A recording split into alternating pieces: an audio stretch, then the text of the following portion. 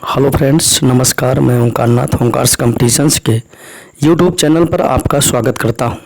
आज मैं प्रथम पाली 20 अगस्त 2023 का जो पेपर हुआ उसके मैं आपके बाल विकास सीडीपी की चर्चा करूंगा। प्रश्न आप अपने प्रश्न मिलाते चले।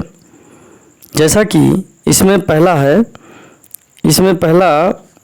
कह रहा है कि डिस्ग्राफिया। देखिए, मैं आपको बता दूं, डिस्ग्राफिया का मतलब होता है इसमें जो अक्षरों संबंधी विकार होता है, अक्षरों और आकारों को बनाने में जो कठिनाई होती है उसका वर्णन होता है। तो और ये डिस्ग्राफिया डिस्कैलकुलिया गणना संबंधी होता है। तो इसमें ऑप्शन दिया है, एक भाषण विकार है जिसकी विशेषता हकलाना और उच्चारण में त्रुटि करना। तो ये बिल्कुल गलत है, पहला इसका बिल्कुल गलत हो जाएगा, और यानी कि ये पहला गलत है। दूसरा है, एक गतियुक्त विकार है जिसकी विशेषता स्थूल पेशीय बाधित है, ये भी बिल्कुल गलत है। कहता है, एक तंत्रीय विकार है जिसकी विशेषता अक्षरों और आकारों को बनाने में कठिनाई। अर्थात इसका जो सही आंसर हो जाएगा वो तीसरा हो जाएगा, अर्थात तीसरा इसका राइट ऑप्शन हो जाएगा। अगला प्रश्न है कि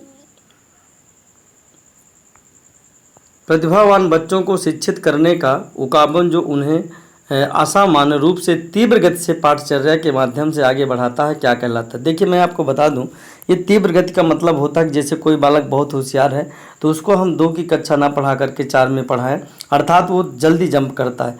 इसको हम कहते हैं त्वरण या गतिवर्धक सिद्धांत इसको कहते हैं। तो इसका पहला जो है कहीं है, देखते हैं अब ऑप्शन में, यानी कि विभेदित निर्देशन नहीं होगा, इसके बाद में संवर्धन भी नहीं होगा।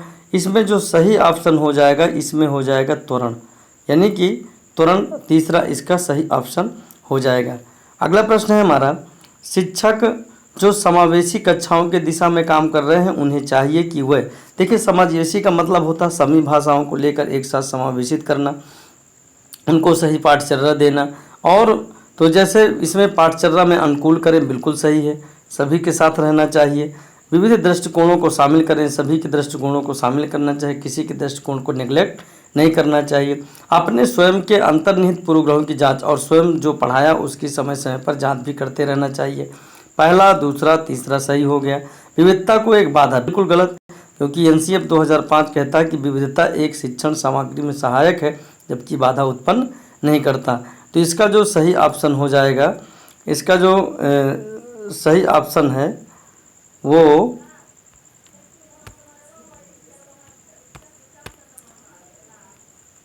इसका जो सही ऑप्शन हो जाएगा 1, 2 और 3। तो इसका जो पहला ऑप्शन ही इसका राइट हो जाएगा, अर्थात जो है इसमें तीसरा सही हो जाएगा।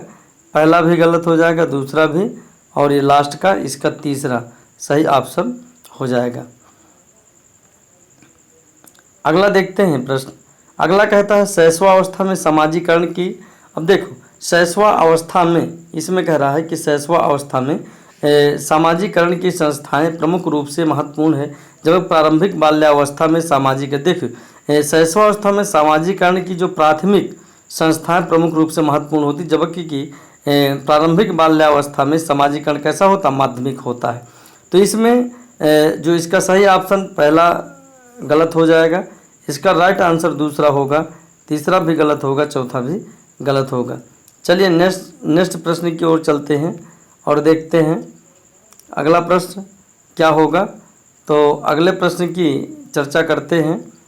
जो अगला प्रश्न है, ले वाइगोत्स्की। देखो, वाइगोत्स्की ने मनोसामाजिक विकास सिद्धांत दिया था, और वाइगोत्स्की ने बताया था कि बालक जो है समाज में रह करके ही सीखता है। सामाजिक कारक भाषा विकास को प्रभावित करते हैं परंतु संज्ञानात्मक विकास को नहीं, है ना। अब यहाँ पर कहता है सामाजिक कारक भाषा विकास को प्रभावित करते हैं परंतु संज्ञानात्मक विकास को प्रभावित नहीं करते हैं। पहला बिल्कुल गलत हो जाएगा। इसके बाद दूसरा, संज्ञानात्मक विकास भाषा विकास को सुगम बनाता है। भाषा विकास और संज्ञानात्मक विकास एक दूसरे से स्वतंत्र रूप से विकसित होते हैं, ये बिल्कुल गलत। फिर इसके बाद भाषा विकास संज्ञानात्मक विकास को सुगम बनाता है, संज्ञानात्मक विकास भाषा विकास को नहीं, बिल्कुल गलत है। इसका ये तीनों ऑप्शन, जबकि इसका सही राइट आंसर हो जाएगा चौथा, भाषा विकास संज्ञानात्मक विकास को सुगम बनाता है। नेक्स्ट प्रश्न की ओर बढ़ते हैं, अगला देखते हैं। अगला कहता है कि लॉरेंस कोहलबर्ग के अनुसार, देखो मैंने पहले बताया था लॉरेंस कोहलबर्ग का बिल्कुल सीधा सीधा प्रश्न दे दिया है। कोहलबर्ग के नैतिक से तर्क के किस स्तर पर बच्चे आमतौर पर मानते हैं कि लोगों को समाज की अपेक्षाओं पर, तो यहाँ पर कहता है खरा उतरना चाहिए, अच्छे तरीके से व्यवहार करना। अब देखिए कोहलबर्ग का नैतिक विकास बताता उत्तर संक्रियात्मक, पूर्व संक्रियात्मक, पूर्व संक्रिय अवस्था। देखिए यहीं से स्पष्ट हो जाता है कि यहाँ पर अच्छा लड़का अच्छी लड़की का बात, जैसे कि उत्तर संक्रिय, ये पियाजे के संज्ञानात्मक विकास तीनों सिद्धांत है, लेकिन ये जो पारंपरिक सिद्धांत है इसमें कहा अच्छा लड़का अच्छा लड़की बनो, है ना। तो यहाँ पर क्या हो जाएगा, तीसरा इसका राइट ऑप्शन हो जाएगा, अर्थात इसमें तीसरा सही ऑप्शन हो जाएगा। नेक्स्ट देखते हैं, निम्नलिखित कथनों को पढ़िए तथा सही विकल्प का चयन कीजिए। शिक्षकों और साथियों जैसे अधिकतर जानकार अन्य लोगों से के साथ बातचीत शिक्षार्थियों को उनकी समझ और कौशल विकसित करने में मदद करने के लिए आवश्यक समर्थन और मार्गदर्शन प्रदान करती है। कारण पहला, सामाजिक संपर्क सीखने और विकास का एक प्रमुख माध्यम है। तो देखिए यहाँ पर हम देखेंगे, जैसे इसमें कह रहा है कि सामाजिक विकास, तो यहाँ पर देखें ए और आर दोनों गलत है, बिल्कुल गलत, ये भी पहला नहीं होगा। दूसरा कहता है ए और आर दोनों सही हैं, आर ए की सही व्याख्या करता है, ये बिल्कुल सही होगा। ए आर दोनों सही हैं और आर ए की सही व्याख्या नहीं करता, ये भी गलत हो जाएगा। ए आर सब ये, अर्थात इसका जो सही ऑप्शन होगा दूसरा वाला सही ऑप्शन हो जाएगा। चलिए नेक्स्ट देखते हैं, अगला प्रश्न देखते हैं। अगला प्रश्न है प्रश्न संख्या 8। अब प्रश्न संख्या 8 देखते हैं कहाँ पर है, प्रश्न संख्या 8, प्रश्न संख्या 8 देखते हैं। प्रश्न संख्या 8 की ओर चलते हैं। प्रश्न संख्या 8, थोड़ा सा उसमें असुविधा हो रही है। प्रश्न संख्या 8 देखते हैं।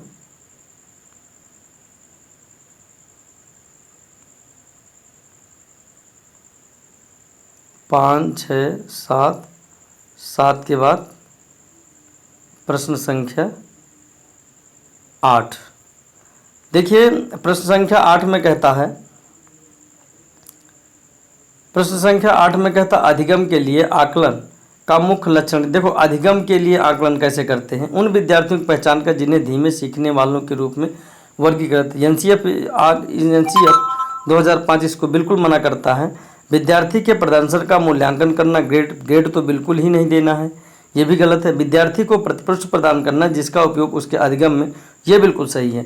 यहाँ पर कह रहा है इसका जो सही ऑप्शन हो जाएगा तीसरा वाला सही हो जाएगा, क्योंकि अधिगम क्या होता है, विद्यार्थियों को प्रस्फुट करता और उसको फीडबैक प्रदान करता है, तो तीसरा इसका सही हो जाएगा, चौथा इसका गलत है। अगला प्रश्न देखते हैं। अगला जो प्रश्न है वो ये है, किस आयु में बच्चे शब्दों के खेल में शामिल हो सकते हैं और ऐसे चुटकुलों और पहेलियों को पसंद कर सकते हैं जिसमें शब्दों का खेल शामिल है। 12 वर्ष, 1 वर्ष, 3 वर्ष, 7 वर्ष। देखिए अगर सही पूछा जाए तो 3 से 7 वर्ष में बच्चे शब्दों को सीखता है, और जो अगर देखें हम 12 वर्ष में दांत निकल आते हैं तो वहाँ पर गड़बड़ होता है, तो यहीं पर इसका जो 12 वर्ष बिल्कुल गलत हो जाएगा। इसका जो सही 12 वर्ष गलत हो जाएगा, तो यहाँ पर अगला जो है कहता 12 वर्ष बिल्कुल गलत है। इसके बाद 1 वर्ष, ये भी गलत है। 3 से 7 वर्ष सीखता है, लेकिन यहाँ 3 और 7 दोनों दिया है, तो 3 भी मान सकते हैं, 7 भी मान सकते हैं। अब ये आयोग के ऊपर डिपेंड करता है कि 3 को मानता है या 7 को मानता है। इसमें 3 भी सही है और 4 भी सही है। नेक्स्ट प्रश्न देखते हैं। कहता है कैरल गिलमैन ने कोहलबर्ग के नैतिक सिद्धांत की आलोचना की सामाजिक संज्ञानात्मक दृष्टिकोण के। तो देखिए अगर कैरल गिलमैन की हम चर्चा करें तो उन्होंने नारीवादी दृष्टिकोण की आलोचना किया था। सामाजिक संज्ञानात्मक बिल्कुल गलत हो जाएगा। आनुवंशिक कारकों से पर्याप्त महत्व न देने पर यह भी गलत हो जाएगा, और ये भी गलत, चौथा भी हो जाएगा। इसका सही ऑप्शन होगा दूसरा वाला, अर्थात दूसरा इसमें राइट ऑप्शन हो जाएगा।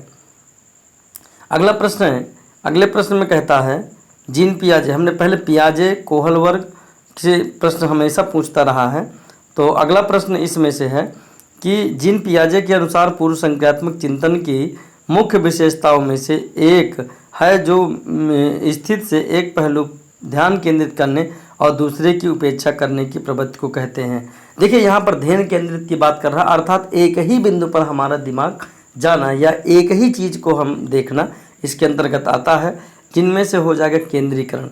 इसमें कारण परिणाम ये बिल्कुल नहीं होगा, बिल्कुल दोस्तों ये नहीं होगा। विकेंद्रीकरण, इसमें सही ऑप्शन इसका विकेंद्रीकरण हो जाएगा। अगर आपने मेरा पिछला वीडियो देखा हो तो मैंने इसके बारे में चर्चा किया था। विकेंद्रीयन नहीं होगा और पारगमन नहीं होगा, अर्थात इसका जो सही ऑप्शन हो जाएगा वो जो है 2 हो जाएगा, दूसरे नंबर का हो जाएगा। चलिए नेक्स्ट देखते हैं। इसमें अगला प्रश्न संख्या अब 12 देखते हैं। प्रश्न 12 पे चलते हैं। प्रश्न संख्या 12 को देखते हैं। प्रश्न संख्या 12 को देखेंगे। प्रश्न संख्या 12, प्रश्न संख्या ये रहा। चलिए अगला प्रश्न देखते हैं। इसमें जैसे कहता है कि प्रारंभिक बाल्यावस्था में वृद्धि और सोच है, जबकि मध्य बाल्यावस्था में वृद्धि और सोच है। देखो प्रारंभिक बाल्यावस्था में क्या बता रहा है, देखो प्रारंभिक बाल्यावस्था में जो वृद्धि होती है वो कैसी होती, धीमी होती है। फिर और सोच कुछ हद तक आत्म केंद्रित रहती है। लेकिन जबकि मध्य बाल्यावस्था में वृद्धि स्थिर होती है, जबकि सोच तार्किक हो जाती है। तो इसका अगर हम सही देखें तो इसका पहला ही ऑप्शन सही हो जाएगा। दूसरा स्थिर है, कुछ हद तक आत्म केंद्रित, धीमी और तार्किक। स्थिर है, कुछ हद तक आत्म केंद्रित, धीमी रहती है और तार्किक रहती है। यहाँ पर स्थिर है, धीमी रहती है और तार्किक रहती है। यहाँ पर स्थिर है, तार्किक, धीमी, तार्किक, स्थिर और आत्म केंद्रित। धीमी, कुछ हद तक आत्म केंद्रित, स्थिर और तार्किक। जबकि वृद्धि क्या होती है, धीमी और तार्किक, स्थिर, कुछ हद तक आत्म, धीमी और तार्किक। इसका जो सही ऑप्शन हो जाएगा दूसरा हो जाएगा, तीसरा गलत हो जाएगा और चौथा भी गलत हो जाएगा। नेक्स्ट प्रश्न देखते हैं। अगले प्रश्न में देखो कहता है कि निम्नलिखित में से कौन सा स्थूल गतिक कौशल है। देखो स्थूल गतिक कौशल में शरीर के सभी अंग काम करते हैं, जैसे कि बुनाई, तो इसमें से 2 ही, ये नहीं होगा, पहला ऑप्शन हमारा देखते ही गलत हो गया। तैरना, एक कागज़ पर दूसरा, ये तो एक ही काम है, ये भी नहीं होगा। एक कागज़ पर एक बड़े आयत को रूपरेखा के अनुसार, ये भी नहीं होगा। अर्थात इसका जो सही ऑप्शन होगा ये दूसरा सही ऑप्शन इसका हो जाएगा। अगला देखते हैं। अगला प्रश्न है भौतिक वृद्धि और विकास के, देखो भौतिक वृद्धि और विकास कहता है विकास के और सिद्धांतों का पालन करते, कहता है यानी शीर्षगामी, अवरोधी, समस्त, आंतरिक से बाहरी को, आंतरिक से बाहरी, समीपस्थ, शीर्षगामी, सर से पैर की ओर। तो इसका जो पहला तो नहीं होगा, पहला इसका गलत ऑप्शन हो जाएगा, पहला गलत, दूसरा सही होगा, तीसरा गलत और चौथा भी गलत। अर्थात इसका जो सही ऑप्शन हो जाएगा दूसरा वाला सही ऑप्शन हो जाएगा। नेक्स्ट हार्वर्ड, देखो हार्वर्ड गार्डनर का बहुबुद्धि सिद्धांत कई बार पूछा जाता है, तो यहाँ आ भी गया हार्वर्ड गार्डनर का बहुबुद्धि सिद्धांत। देखो हार्वर्ड गार्डनर के अनुसार एक दर्शन शास्त्री के पास प्रकार की बुद्धि और मूर्तिकार के पास प्रकार की बुद्धि। देखो अंतः वैयक्तिक बुद्धि होती है, अंतः वैयक्तिक कहता है जो दार्शनिक के पास कैसी बुद्धि होती है, भाषिक, और जो एक वो होता है उसके पास अंतः व्यक्ति या दिवस्थान, ये बुद्धि होती है। अर्थात इसका जो पहला भी नहीं होगा, दूसरा भी नहीं होगा, तीसरा इसका राइट, चौथा गलत हो जाएगा। चलिए अगला प्रश्न देखते हैं। नेक्स्ट प्रश्न क्या कहता है। अगले प्रश्न में अगला देखेंगे क्या कह रहा है, अगला प्रश्न की चर्चा करेंगे क्या कहता है। नेक्स्ट प्रश्न, अगला प्रश्न इसमें से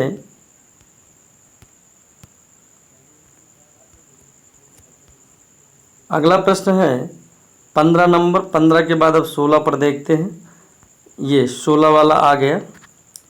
चलिए 16 देखते हैं। इसमें से स्पष्ट नहीं, जिसने भी मुझे PDF भेजा है उन्होंने स्पष्ट रूप से नहीं आया है, इसलिए मैं इसको एक प्रक्रिया के बजाय अधिगम को एक उत्पाद के रूप में, आलोचना तो सीखने के पुनर्बलन के रूप में, इसका जो सही अवसर हो जाएगा ये दूसरा सही हो जाएगा, तीसरा और चौथा गलत है। इसके बाद अगला देखेंगे, बच्चों में समस्या समाधान कौशल को बढ़ाने के लिए निम्नलिखित में से कौन सा प्रभावी तरीका है। अगर कोई समस्या बच्चों में होती है तो उस समस्या का समाधान करने के लिए प्रभावी तरीका क्या होता है। स्वतंत्र चिंतन को हतोत्साहित करना और घोषणात्मक ज्ञान पर ध्यान, ये बिल्कुल गलत हो जाएगा, क्योंकि कभी हमें बच्चों को हतोत्साहित नहीं करना है। कठिन समस्याओं से उन्हें प्रोत्साहित करना चाहिए, बिल्कुल गलत है। हमें जो है परिस्थितियों को सामना करना सिखाना चाहिए। उन्हें समस्याओं का तैयार समाधान उपलब्ध करना, बिल्कुल। उन्हें बुद्धि मंथन करने, सहज अनुमान लगाने के अवसर, यानी जहाँ पर बच्चों को अवसर की बात करता हो वो राइट आंसर हो जाएगा।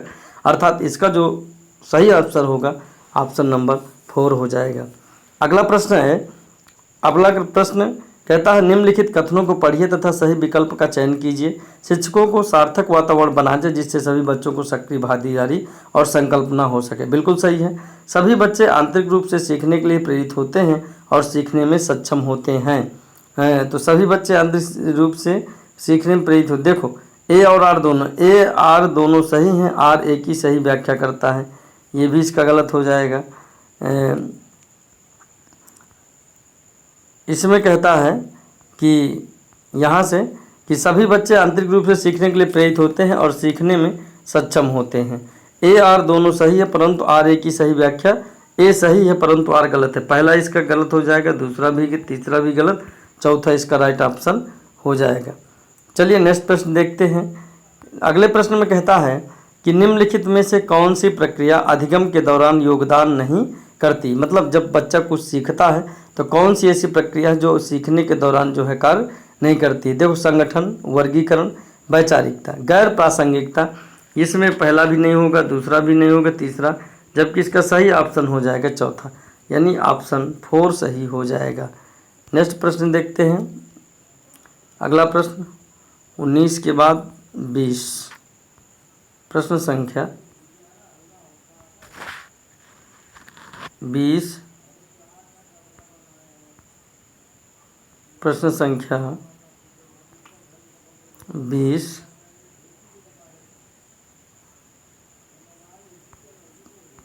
चलिए अगला प्रश्न देखते हैं। थोड़ा सा जैसे कहता है निम्नलिखित में से कौन सा एक उदाहरण जिनमें विद्यार्थियों को अपनी समझ पर विचार करने की आवश्यकता हो। वाक्य में संज्ञा और क्रिया के बीच का क्या संबंध है, क्रिया की परिभाषा, आप क्रिया को वर्तमान काल में कैसे बदल सकते हैं, कक्षा की शुरुआत से क्रियाओं के उपयोग के बारे में आपकी समझ कैसी बदली। तो कहता विचार करने की आवश्यकता होती है, कक्षा की शुरुआत से क्रियाओं के उपयोग के बारे में आपकी समझ कैसे बदली, तो इसमें जो पहला गलत हो जाएगा। और आप क्रिया को वर्तमान काल में कैसे बदल सकते हैं, ये समझ पर निर्भर करता है, तो इसका सही ऑप्शन तीसरा हो जाएगा, जबकि चौथा इसका गलत, दूसरा ये सब गलत है। नेक्स्ट देखते हैं। कहता है निम्नलिखित में से कौन सा विफलता के लिए आंतरिक आरोप का एक उदाहरण। विफलता के लिए ये कहते हैं लिए आंतरिक, तो यहाँ पे कहता है मुझे निम्न ग्रेड प्राप्त हुआ क्योंकि शिक्षण कठोर तरीके से आंकते हैं, बिल्कुल गलत हो जाएगा, है ना। ग्रेड की, मैं परीक्षा में फेल हो गया क्योंकि मैंने पर्याप्त पढ़ाई नहीं की। यहाँ पे क्या निम्नलिखित कौन सा विफलता के लिए आंतरिक आरोप का एक उदाहरण है। तो आंतरिक मतलब जो व्यक्ति स्वयं से मैं परीक्षा में फेल हो गए क्योंकि मैंने पर्याप्त पढ़ाई नहीं किया। दूसरा इसका सही, शिक्षण के पक्षपाती होने के कारण मुझे अच्छे अंक नहीं मिले, बिल्कुल गलत हो गए। पक्षपात की कोई बात नहीं, मैं परीक्षा में फेल क्योंकि मेरे दोस्त मेरा, ये भी गलत हो गए। ये तो स्वयं से क्रिया है ना, इसलिए गलत हो गया। चलिए नेक्स्ट प्रश्न देखते हैं। अगला प्रश्न निम्नलिखित कथनों को पढ़िए तथा सही विकल्प का चयन कीजिए। तो कहता है बहुत कम उम्र में दुनिया भर में अधिकांश संस्कृतियों में लड़कियां गुड़िया को खिलौने के रूप में चुनती हैं, जबकि लड़के कारों के साथ खेलना पसंद करते हैं। तो बच्चे किसी विशेष संस्कृति के अपेक्षाओं के आधार पर एक लड़के या लड़की के नए क्या उपयुक्त माना जाता है, इस बारे में जानकारी व्यवस्थित करें और उसके अनुसार व्यवहार करें। तो देखिए अगला जैसे कहता है यहाँ पर, अब इसको हमें सही ऑप्शन सभी देखना पड़ेगा, तो अनुसार व्यवहार करते हैं। ए और आर दोनों गलत हैं, ए आर दोनों सही हैं, आर ए की सही व्याख्या करता है। ए आर दोनों सही है परंतु आर ए की सही व्याख्या नहीं करता, तो इसमें चौथा भी इसका गलत हो जाएगा, चौथा गलत, और इसके दूसरा भी गलत, पहला भी गलत, इसका सही ऑप्शन तीसरा हो जाएगा। चलिए नेक्स्ट पर चलते हैं और अगला देखते हैं कि क्या होगा। आप बस बने रहें मेरे साथ, मैं आपको सारे प्रश्नों की ये श्रृंखला करवाऊँगा। 22 के बाद 23 हो जाएगा, 23 प्रश्न संख्या 23 प्रश्न संख्या 23 देख रहे हैं, थोड़ा सा इधर उधर आया है इसलिए मैं थोड़ा सा देखकर। लेव वाइगोत्स्की के अनुसार बच्चों के संकल्पनाओं योग्यताओं के विकास में महत्वपूर्ण भूमिका होती है। देखो, लेव वाइगोत्स्की का मनोसामाजिक विकास सिद्धांत है, तो सामाजिक अलगाव भी नहीं होगा। मूर्त पुरस्कार लेव वाइगोत्स्की बच्चों के संकल्पनात्मक योग्यताओं के विकास में महत्वपूर्ण, किसका? सामाजिक अलगाव का, बिल्कुल इसमें नहीं होगा। सामाजिक अलगाव, मानवीकृत पाठ्यक्रम भी नहीं होगा, मूर्त पुरस्कार भी नहीं होगा, जबकि सहकर्मी सहयोग होगा, सभी लोग मिलकर कार्य करेंगे, विकास बेहतर होगा। अगला प्रश्न देखते हैं। अगला प्रश्न कहता है लेव वाइगोत्स्की के सिद्धांत के अनुसार आंतरिक वाक क्या है? बच्चों के लिए एक काल्पनिक दोस्त के साथ संप्रेषण करने का तरीका। संज्ञानात्मक अपरिपक्वता का प्रतीक, बिल्कुल गलत हो जाएगा। विकासात्मक, बच्चे के लिए अपनी सोच को नियंत्रित करने का एक तरीका, बिल्कुल गलत। यहाँ पर ये बच्चे संप्रेषण करने का एक तरीका, दोस्त के साथ, काल्पनिक दोस्त के साथ संप्रेषण, तो इसका ए इज द राइट आंसर। दूसरा, तीसरा ये सभी गलत हो जाएंगे, इसका पहला ऑप्शन सही हो जाएगा। चलिए नेक्स्ट पर चलते हैं, अगला देखते हैं। अगला कहता है कि अगला जो है कहता है 4 वर्ष की अपर्णा कहती है एक बटन जिंदा है क्योंकि यह उसकी शर्त है। जीन पियाजे के अनुसार उसकी सोच की विशेषता क्या है? पारगमनात्मक तर्क, जीववादी चिंतन, केंद्रीय या परिकल्पित निगमात्मक चिंतन। तो इसको पारगमनात्मक तर्क हम कह सकते हैं। तो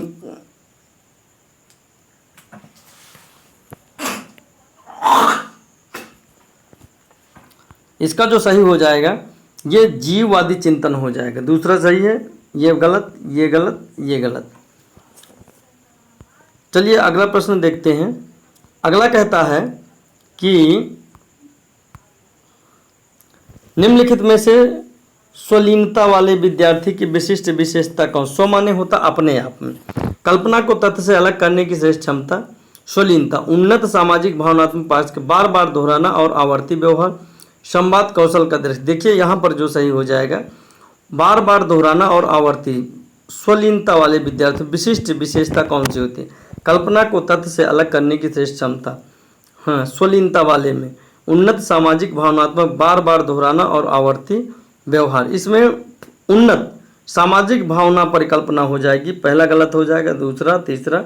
इसमें जो सही ऑप्शन है ये दूसरा वाला सही ऑप्शन हो जाएगा। चलिए नेक्स्ट पर चलते हैं और प्रश्न संख्या 27 को देखते हैं।